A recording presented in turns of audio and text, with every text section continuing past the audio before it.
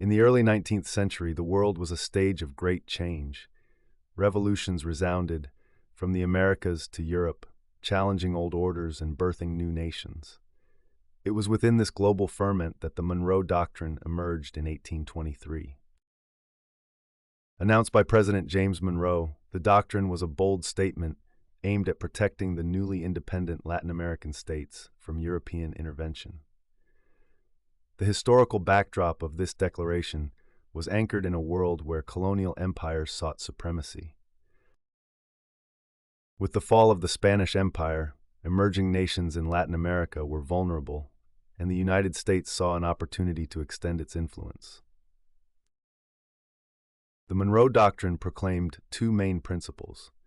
The Americas were no longer open to European colonization, and any attempt by European powers to control or interfere with states in the Western Hemisphere would be viewed as acts of aggression.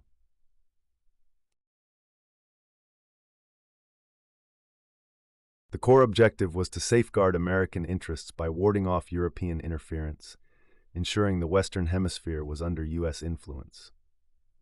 Politically, the doctrine asserted U.S. authority and demanded respect from Europe.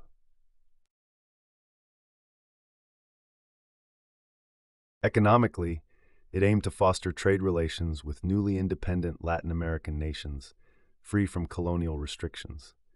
Militarily, it was a passive stance backed by the implicit promise of American defense against European encroachment. European reactions varied.